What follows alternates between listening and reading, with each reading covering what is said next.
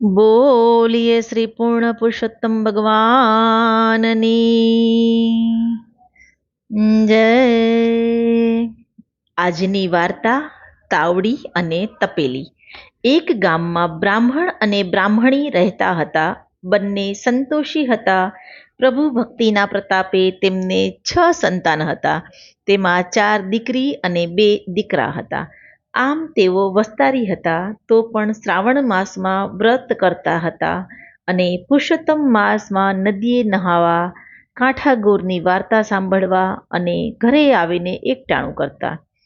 ધીમે ધીમે છોકરાઓ મોટા થવા લાગ્યા, પણ બ્રાહ્મણીના માથેથી રોટલો ટીપવાનું મટ્યું નહીં, કારણ કે છોકરીઓ મોટી થતી ગઈ તેમ તેમ પરણીને સાસરે જતી ગઈ.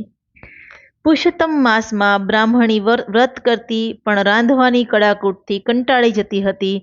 તે રોજ નદીએ નાહી આવીને પુરુષોત્તમ ભગવાનને પ્રાર્થના કરતી કે હે ભગવાન, મારા માથેથી રાંધવાનું ક્યારે ઉતરશે?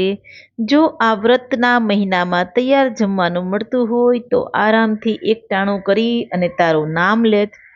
બ્રાહ્મણી રોજ આવી પ્રાર્થના કરતી અને તેની શુદ્ધ હૃદયની પ્રાર્થના ભગવાને સાંભળી. પ્રાર્થના બ્રાહ્મણીએ કરી અને ભગવાને સ્વપ્નમાં બ્રાહ્મણને દેખાવ દીધો. ભગવાને કહ્યું કે હે વિપ્ર, તમે પતિ પત્ની દરેક પુરુષોત્તમ મહિનો નાવ છો અને મારું સ્મરણ કરો છો, તેથી હું તમારા પર પ્રસન્ન છું. રોજ તૈયાર થઈને રસોઈ જમવા જોઈએ છે, માટે દૈવી તાવડી અને દૈવી તપેલી આપું છું. જો કે તે અત્યારે મારી પાસે નથી, પરંતુ સવાર પડતા જ રસોડામાં પહેલાં તમને દેખાશે. આ તાવડી અને તપેલી ચમત્કારિક છે. તાવડીમાં કળછી હલાવવાથી મીઠાઈ મળશે, અને જો આ દૈવી વસ્તુઓનો દુરુપયોગ થશે તો ચમત્કાર ચાલ્યો જશે. ભગવાન અદૃશ્ય થઈ ગયા અને સ્વપ્ન પણ પૂરું થઈ ગયું. બ્રાહ્મણ જાગી ગયો. બ્રાહ્મણે બ્રાહ્મણીને જગાડીને સપનાની વાત કરી. પછી સવાર પડતા સુધી બંનેએ પુરુષોત્તમ ભગવાનનું રટણ કર્યું. સવાર પડતા બંને રસોડામાં જોયું, ચાંદીની તાવડી અને સોનાની તપેલી પડ્યા હતા. આથી બંને હરખાઈ ગયા. પછી તેઓ નદી નહાવા ગયા. ત્યાં સુધીમાં 2 છોકરા જાગીને દાંતણ કરવા બેસી ગયા હતા. આજે બ્રાહ્મણીએ ચૂલો સળગાવ્યો નહીં, કારણ કે તાવડી તપેલીમાં તૈયાર રસોઈ મળવાની હતી. છોકરાઓ દૂધ પીને બહાર ફળિયામાં રમવા લાગ્યા. એટલે બ્રાહ્મણીએ ભગવાનનું નામ લઈને તાવડીમાં તવેથો ફેરવ્યો, એટલે તેમાં ગરમ ગરમ મોટા રોટલા તૈયાર થઈ ગયા. તેમાં ઉપરના રોટલા ઉપર ગરમ ગરમ સ્વાદિષ્ટ શાક પડ્યું હતું. પછી બ્રાહ્મણે તપેલીમાં કળછી ફેરવી, એટલે તેમાં પેંડા બરફી આવી ગયા. આ બધું જોઈને બ્રાહ્મણીને બહુ હરખ થયો. પુરુષોત્તમ વ્રતનું પ્રભુનું વ્રત તેમને ફળ્યું હતું. પછી બંને છોકરાઓને બોલાવીને એક થાળીમાં રોટલા અને શાક પીરસ્યા. જ્યારે તેઓ ખાઈ રહેવા આવ્યા ત્યારે એક એક પેંડો આપ્યો. આથી છોકરાઓ રાજીના રેડ થઈ ગયા. કોઈ દિવસ નહીં, અને આજે સવારના પહોરમાં રોટલા અને સ્વાદિષ્ટ શાક ઉપરાંત પેંડા ખાવા મળ્યા. તેથી છોકરા આશ્ચર્યમાં પડી ગયા. વળી આજે ચૂલો પણ સળગાવ્યો નહોતો. તેથી તેમણે બ્રાહ્મણીને પૂછ્યું, તો તેણે જવાબ આપ્યો કે આ બધું ભગવાને આપ્યું છે. દરરોજ ઘરમાં ચૂલો સળગતો નહીં અને આ પ્રમાણે તૈયાર ખાવાનું મળતું. તેથી છોકરાઓએ એક દિવસ છુપાઈને જોયું તો મા બાપ ખાલી તાવડી અને તપેલીમાંથી ખાવાનું કાઢી રહ્યા હતા. બધું થઈ રહ્યું. છોકરાઓએ તો બીજા છોકરાઓને વાત કરી, અમારા ઘરમાં તાવડી અને તપેલીમાં ભગવાન ખાવાનું મૂકી જાય છે. આ વાત વહેતી થઈ ગઈ. ગામના રાજાને કાને ગઈ. તેમાંય રાણીએ આ વાત જાણી ત્યારે તેણે રાજા આગળ હઠ પકડી, એવી વસ્તુઓ તો આપણા મહેલમાં જોઈએ.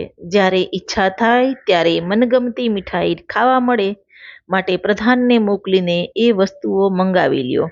રાજાએ પ્રધાનને 100 સોના મહોરો આપીને બ્રાહ્મણના ઘરે મોકલ્યો. તો બ્રાહ્મણીએ નમ્રતાથી કહ્યું, રાજા રાણી કરતાં કોઈ મોટું નથી, પરંતુ ભગવાને અમારા પર પ્રસન્ન થઈને ભેટ આપેલી છે, એટલે તે પ્રભુની પ્રસાદી ગણાય. તે કોઈને આપી શકાય નહીં, અને જો આપીએ તો અમે ઈશ્વરના ગુનેગાર ગણાઈએ. તમે 100 સોના મહોરો આપવા તૈયાર થયા છો, પરંતુ 1000 આપશો તો પણ આપી શકાશે નહીં, માટે ક્ષમા કરો. પ્રધાને ખાલી હાથે ફર્યો એટલે રાજાએ 15 સિપાહીઓને બ્રાહ્મણને ત્યાં મોકલ્યા. સિપાહીના સરદાર બળજબરીથી લેવા તાવડી અને તપેલી પર હાથ નાખ્યો કે તેમના બંને હાથ જકડાઈ ગયા. અરે તેના પગ પણ જમીન સાથે જકડાઈ ગયા, ન હાલે કે ન ચાલે. આ વિચિત્ર દ્રશ્ય જોઈ અને બાકીના સિપાહીઓ ગભરાઈ ગયા અને રાજા પાસે દોડી જઈને કહેવા લાગ્યા, મહારાજ, ગજબ થઈ ગયો.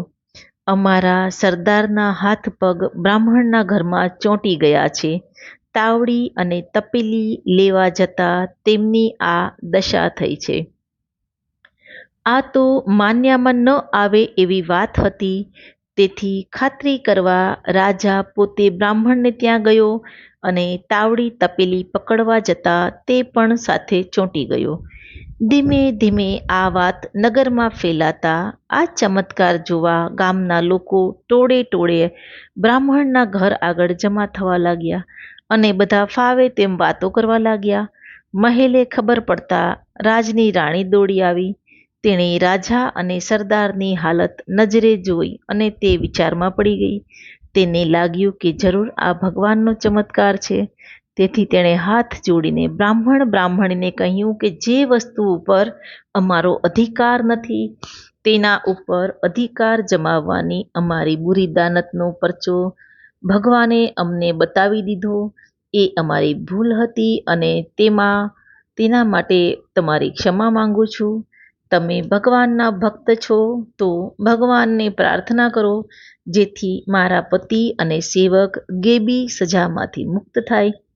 બ્રાહ્મણીએ હૃદયપૂર્વક પુરુષોત્તમ ભગવાનને પ્રાર્થના કરી તો થોડી વારે એકાએક અંતરિક્ષમાંથી અવાજ આવવા લાગ્યો, હે રાજા રાણી, તમે સત્તાના જોરે ગરીબ બ્રાહ્મણીની ભક્તિના ફળ રૂપે મળેલા વાસણો ખૂંચવી લેવા માંગતા હતા. એ તારો અન્યાય ભગવાન કેમ સાંખી શકે? એટલે તેની સજા રૂપે તમારી અવદશા થઈ છે. આમાંથી મુક્ત થવાનો ઉપાય એ છે કે તમે આ દંપતીને 1000 સોના મહોરો દાન તરીકે આપો. સુવર્ણ દાનથી તમે દોષમુક્ત થશો અને યાદ રાખો કે ભગવાનના ભક્તોને રંજાડનાર કદાપી સુખી થતા નથી. તેમના ઉપર કોપ ઉતરી જ પડે છે. અંતરિક્ષમાંથી આવતી વાણી બંધ થઈ અને રાણીએ બ્રાહ્મણીને પગે લાગી તેઓની ક્ષમા માંગી અને કહ્યું કે હે ભગવાનના ભક્તો, હું હમણાં જ 1000 સોના મહોર મંગાવી આપું છું. તુરત જ એક સેવક ખજાનચી પાસે જઈને 1000 સોના મહોરો લઈ આવ્યો. રાણીએ તે બ્રાહ્મણીને આપી. તે સાથે જ રાજા અને સરદાર પોતાની અસલ સ્થિતિમાં આવી ગયા અને બધાએ પુરુષોત્તમ ભગવાનનો જય જયકાર બોલાવ્યો. રાજા, રાણી તથા સરદાર બ્રાહ્મણીને નમન કરીને મહેલે ચાલ્યા ગયા. ત્યારથી રાજા રાણી પણ પુરુષોત્તમ મહિનો નાહવા લાગ્યા અને આખા નગરમાં પુરુષોત્તમ પ્રભુનો મહિમા વધી ગયો. આમ પુરુષોત્તમ ભગવાનની ભક્તિના ફળ સ્વરૂપે બ્રાહ્મણીને સર્વ વાના સારા મળ્યા અને તેઓ સુખરૂપ જીવન ગાળવા લાગ્યા. ભક્તિ કરે તે ફળ ભોગવે તેની ઈચ્છા ન થાય. ભાગ પડાવવા જે ચાહે દુઃખી થઈ જાય. હે પુરુષોત્તમ ભગવાન, તમે જેવા આ બ્રાહ્મણીને ફળ્યા તેવા પુરુષોત્તમ મહિનો નહાનાર તેમજ તમારું વ્રત કરનાર અને આ કથા વાંચનાર સાંભળનાર સર્વ ભક્તજનોને ફળજો. બોલીએ શ્રી પૂર્ણ પુરુષોત્તમ ભગવાનની જય.